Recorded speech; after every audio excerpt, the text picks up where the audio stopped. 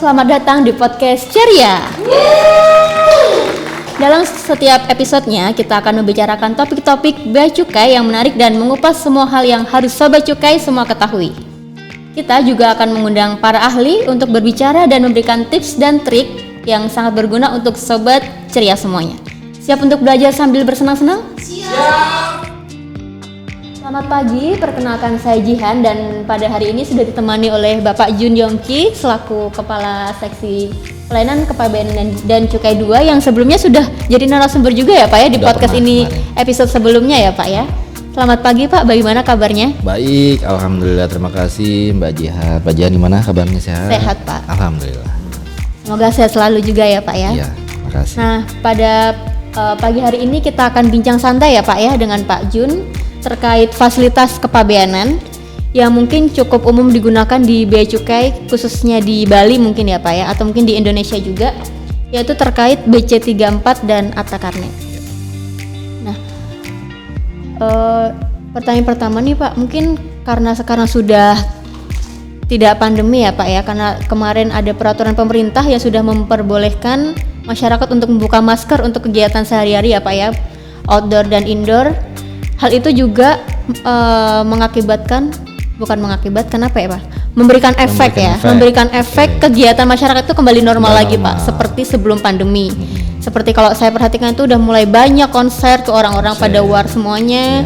Ada mungkin event olahraga juga Pak, event olahraga mungkin terakhir itu ada itu ya Pak ya, MotoGP betul, itu juga antusias sekali sih saya lihat para penontonnya. Nah, apa sih Pak peran bea cukai itu dalam mendukung kegiatan masyarakat seperti ini Pak?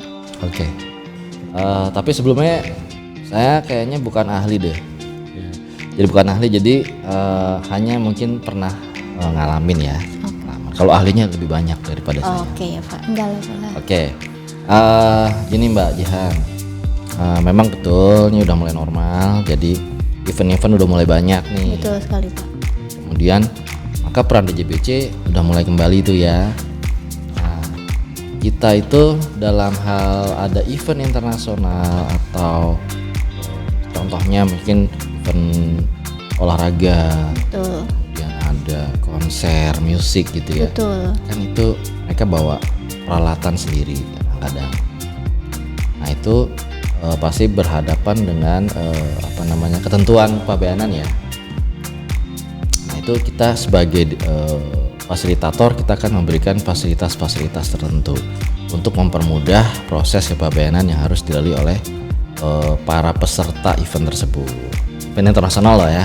Ya betul sekali Pak. Berarti sebenarnya ini tuh fasilitas kepabeanan ya Pak yang diberikan bea cukai Indonesia khususnya ya, Pak ya untuk kegiatan yang akan berlangsung di Indonesia. Oh. Kan impor tuh ada impor untuk dipakai, ada impor sementara. Kalau impor untuk dipakai kan yang impor yang barangnya itu akan dikuasai atau dimiliki oleh pihak yang ada di Indonesia. Tapi kalau event-event gini kan dia tuh barangnya akan dibawa lagi. Jadi kita gunakan impor sementara. Nah itu merupakan fasilitas seperti itu. Baik. Nah apa sih Pak kegunaan dari fasilitas-fasilitas tadi dalam hal perdagangan dan perjalanan internasional khususnya Pak? Oke. Jadi gunanya itu yang jelas, yang terlihat jelas di mata kita itu adalah itu akan meningkatkan efisiensi, kemudian akan meningkatkan efektivitas dan mendorong perdagangan internasional ya, karena dia memfasilitasi perjalanan lintas batas ya dengan mengurangi hambatan di dalam prosedur dan maupun pengenaan bea. Jadi tidak perlu misalnya gini, kalau defaultnya kan kalau impor itu harus baru ya. Sedangkan kalau yang orangnya kayak artis itu kan kadang-kadang pasti barangnya bukan baru semua. Iya betul. Nah, oleh karena kita berikan fasilitas ini untuk mempermudah prosedur kepabeanan seperti itu. Seperti yang sudah disinggung di awal tadi ya Pak terkait topik kita pada hari ini itu ada BC34. Mungkin itu istilah common untuk kami petugas bea cukai ya Pak ya, mungkin untuk istilah umumnya ada SPMB atau surat pemberitahuan membawa barang. Nah itu apa Pak sebenarnya yang dimaksud dengan SPMB ini Pak? Oke, SPMB ya, berarti kalau SPMB itu surat pemberitahuan membawa barang itu atau dokumen yang biasa kita kenal itu BC34. BC34 itu digunakan untuk memberitahukan keberangkatan barang yang dibawa oleh penumpang. Jadi barangnya itu nggak dikirim lewat pos, tapi dibawa langsung oleh penumpang. Tapi nanti barang itu akan dibawa lagi ke Indonesia. Contoh misalnya dia mau bawa sepeda, untuk misalnya dia mau luar negeri itu mau sepedaan di Cina, atau mau ikut olahraga sepeda di sana, atau mau ikut pameran dia bawa cincin dari sini, kerajinan cincin nanti akan dibalik lagi ke Indonesia. Nah itu dia supaya nanti pas balik ke Indonesianya mudah dalam mendeklarnya itu di Indonesia sebelum berangkat dibikinlah dokumen BC34. Berarti itu sebenarnya dokumennya bisa di-prepare dulu ya Pak ya, dari sebelum keberangkatan dia ya, tidak supaya harus nanti pas masuk gampang. Iya betul, tidak harus di negara yang dia tuju baru dia menyiapkan gitu ya Pak ya. Oh iya, karena dokumen ini dokumen asli Indonesia ya. Kalau persyaratan di luar negerinya nanti beda lagi. Tergantung regulasi negara tersebut. Regulasi negara tersebut. Boleh nggak dia bawa barang itu? Itu aja. Nah untuk terkait prosedurnya Pak, prosedur dan mungkin persyaratan yang harus dipenuhi. Oke. Untuk ngisi ini ya SPMB ya. Betul. Biasa sih paling dia ngisi form. Ngisi form SPMB itu dilengkapin rincian barangnya apa, kemudian nilainya, jumlahnya berapa, kemudian mungkin ada dokumen-dokumen yang dianggap perlu bisa disertakan seperti itu sih aja, itu aja. Nanti bisa tanya-tanya sih. Kalau mungkin ada yang mau konsultasi ke kantor kita bisa ya Pak ya untuk lebih detailnya ya supaya tidak salah. Kalau untuk manfaat dan keuntungannya Pak atau kegunaan dari form SPMB nih Pak atau BC34 ya betul. Seperti saya bilang tadi tuh. Jadi kalau dia tuh rencananya mau dibawa balik lagi. Jadi akan mempermudah dia untuk declare atau untuk keluar dari perbatasan yang kita cek barang-barangnya itu. Kalau sudah ada dokumen itu sebelumnya sudah teridentifikasi di kita. Oh, dulu udah pernah memberitahukan. Jadi ketika kepulangannya kita nggak perlu cek lebih lanjut lagi. Hanya cek dokumennya aja, nomornya, fisik sudah sesuai. Dia tidak perlu lagi harus izin bayar biaya masuknya mungkin atau apa, karena kan barang asli Indonesia. Hanya untuk membuktikan itu aja bahwa itu barang-barangnya itu benar-benar asli dari Indonesia. Kemudahan gitu ya Pak sebenarnya ya. Kemudahan. Biar dia tidak mungkin repot gitu ya Pak nanti betul. Kan nanti takutnya becukai kita petugas becukai, oh ini barang Indonesia atau bukan nih? Oh Pak, barang Indonesia, buktinya mana? Ya sudah prepare itu. Nah menarik ya Pak sebenarnya kalau kita bahas BC34 ini ya. Menarik. Karena mungkin sekarang mulai banyak yang menggunakan itu dokumen itu lagi ya Pak ya, karena mungkin kita sudah bisa dibilang sudah tidak pandemi lagi. Jadi orang sudah bebas keluar masuk luar negeri. Iya betul. Nah tadi kan kita sudah membahas topik yang pertama Pak terkait BC34.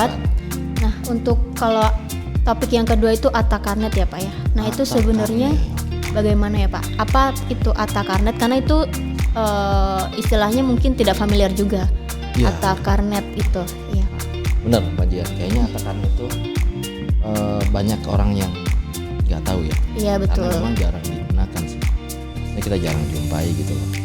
Tapi kalau kita lihat telisik lagi, sebenarnya semakin banyak event-event gitu, nanti akan semakin banyak tuh Atakarnet.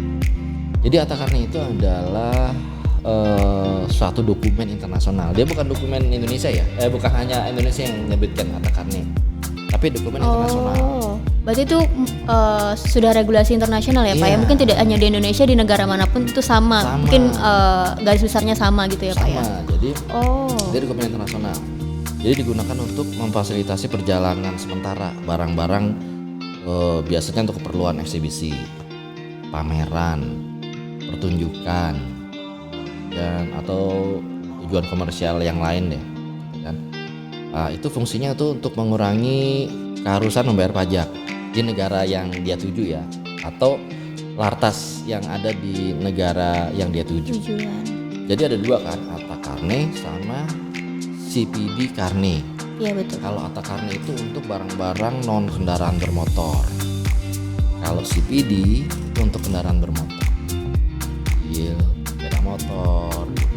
Kalau Atta Carne selain. Nah, seperti yang Bapak sebutkan tadi, ini kan fasilitas kepabeanan internasional ya Pak, bisa dibilang. Berarti itu kan ada regulasi yang sudah diatur internasional. Mungkin lebih detail, ada barang-barang yang difasilitasi nggak Pak? Atau dijamin oleh fasilitas ini? Fasilitas itu ya? Betul.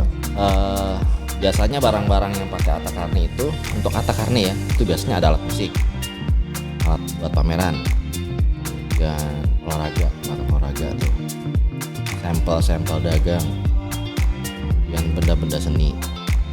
Biasanya yang gampang-gampang dibawa tuh, buat pameran, alat musik. Dia nanti habis konser di sini di Indonesia, konser di Australia, konser di Cina. Nah dia pakai tuh Atta Carne dibawa.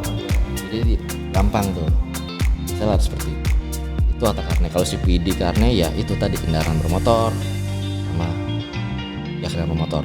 Cuman yang nggak boleh itu, yang pasti nggak boleh adalah barang-barang terlarang kayak narkoba, senjata, nggak bisa. Jamin pakai Atta Carne. Oh, jadi sebenarnya perbedaan Atta Carne ini dengan tadi yang pertama kita bahas itu, kalau yang pertama itu untuk keluar ya Pak ya, dokumen untuk keluar, yang ini untuk yang masuk gitu ya Pak kan? Ya, betul. Iya, dan BC34 bukan dokumen internasional. Indonesia saja. Oke. Nah, prosedur dan persyaratan yang harus dipenuhi nih Pak untuk penggunaan dokumen atau fasilitas ini apa saja Pak? Oke, kalau untuk mau bikin Atta Carne berarti ada orang kita yang mau ikut pameran di luar ya, contohnya ya. Betul. Mau pakai Atta Carne nih karena biar gampang, karena habis dari mau pamer ke Malaysia misalnya, terus lanjut ke Thailand, lanjut ke Brazil misalnya. Nah itu dia cukup isi form aplikasi Atta Carne. Biasanya sih ngisinya di konsultasinya sama Kadin setempat, Kadin Kamar Dagang Indonesia atau Ikatan Motor Indonesia. Nah dia siapkan aja dokumen apa yang dibutuhkan, terus ngisi form aplikasi. Ya kayak tadi, dia siapkan deskripsi barangnya, nilainya, jumlah dan sebagainya. Tapi bukan ke bea cukai, ke Kadin. Untuk menjaminnya ya Pak iya, ya? Untuk penjaminnya adalah Kadin. Penjamin. Kalau untuk motor atau mobil ke Ikatan Motor Indonesia.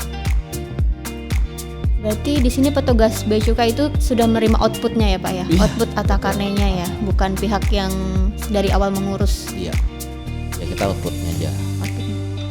Kalau untuk manfaat dan kegunaannya Pak dari fasilitas kepabeanan Atta atau CPD Carnet ini? Oh, yang jelas dia jadi lebih cepat.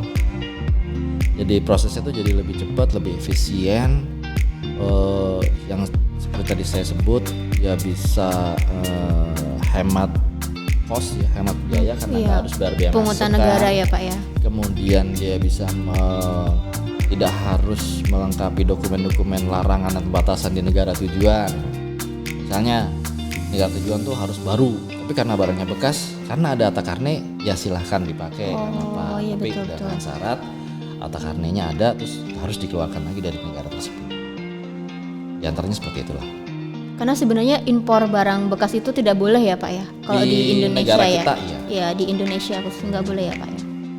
Nah selama Bapak bertugas di bea cukai nih Pak, mungkin entah selama di Bali atau di kantor-kantor sebelum Bali, pernah menemukan case penggunaan fasilitas ini nggak Pak? Oh pernah. Kalau di kantor lain saya nggak pernah, malah justru di Bali ini. Oh malah banyak di Bali ya Pak ya? Karena mungkin tujuan wisata ya Pak, dan tujuan kegiatan masyarakat tadi ya Pak, yang konser segala macam ya. Jadi banyak yang menggunakan fasilitas ini. Kemarin itu kan tahun kemarin dan mungkin tahun ini juga nanti bulan Oktober itu ada kegiatan MotoGP ya di Mandalika. Itu ada juga barang yang lewat Bali yang menggunakan Atta Carne seperti itu, Superbike. Kemudian kemarin ada event di Nusa Dua, konser musik kecil-kecilan gitu, dan dari bandara gitu dia pakai Atta Carne, dia kan ke bea cukai bahwa ada dia membawa alat musik. untuk kegiatan di sini yang hanya tidak lama gitu ya Pak ya, bukan untuk menetap. Iya, bukan untuk menetap. Dia muter-muter nih, dia keliling-keliling nih berjalan. Terus kemungkinan juga nanti konsernya udah dapat tiket Coldplay belum? Belum Pak, tidak, saya kalah war Pak, Kalah war ya? Iya, tapi tidak ahli dalam war-war suka tiket. sama Coldplay? Biasa aja Biasa sih Pak. aja, Iya, suka tapi aja. kalau dapat tiketnya ada yang ngasih gas. Iya. Nah kayak gitu kan, tiket Coldplay itu nanti pasti dia membawa alatnya sendiri kan, dia nggak mungkin, kemungkinan dia akan pakai Atta Carney, nggak mungkin dia pakai fasilitas yang Nah, setelah kita berbincang-bincang tadi Pak, sepertinya ini mirip dengan salah satu fasilitas impor sementara ya Pak ya untuk fasilitas ini. Nah, apa sih Pak perbedaan atau perbandingan dari Atta atau CPD Carnet ini dengan impor sementara itu sendiri ya? Sebenarnya Atta Carney itu adalah bagian daripada impor sementara. Artinya dia salah satu mekanisme impor sementara. Seperti saya sebut pertama tadi di awal kan, impor tuh ada dua tuh, impor untuk dipakai sama impor sementara. Nah, Atta Carney ini itu sebenarnya bagian dari impor sementara. Nah, kalau impor sementara yang selain Atta Carney itu dia wajib menaruh atau mempertaruhkan jaminan di negara kita, di tempat barang itu akan dipakai, di bea cukai maksudnya. Oh, ke kantor bea cukai ya Pak ya? Jadi dia barangnya masuk dulu, baru diurus lah impor sementaranya, dokumennya segala macam, terus taruh jaminan di kantor bea cukai setempat. Kalau Atta Carney itu kebalikannya, Atta Carney itu jaminannya sama-sama mempertaruhkan jaminan, tapi di negara asalnya. Di kadin setempat atau di otoritas setempat lah gitu. Misalnya Cina nih, orang Cina mau kesini, dia muter-muter gitu ya, dia ngurus Atta Carney di Cina, dia naruh jaminan di sana, baru dapat dokumen, terus baru masuk ke Indonesia, sudah dia langsung di perbatasan dia langsung masuk aja. Oh, jadi sebenarnya perbedaannya itu hanya di penjaminnya ya Pak ya, negara penjamin. Betul. Oh, seperti tapi secara konsep umumnya mirip-mirip ya Pak ya, sebenarnya hampir sama ya, cara kerjanya itu sama ya Pak ya, mirip-mirip. Ya, tapi biasanya sih kalau impor sementara yang di Indonesia itu biasanya barang-barangnya itu setahun dipakainya tuh, setahun atau 2 tahun. Untuk impor sementara ya Pak ya. Sementara. Oh, mungkin lebih lama jangka lama, waktunya, jangka tapi waktunya tetap lebih lama. berbatas waktu ya Pak ya. Iya, tetap berbatas waktu. Nah, kalau dari Pak Jun sendiri ada tips dan trik nggak Pak atau saran terkait pemilihan fasilitas kepabeanan? Oh gitu. Disesuaikan saja dengan kebutuhan, ya kebutuhan daripada yang berkepentingan. Kalau dia memang ingin lebih nyaman dengan impor sementara, silahkan dengan impor sementara. Apabila dia lebih nyaman dan lebih pas dengan Atta Carney, kita sarankan untuk menggunakan Atta Carney.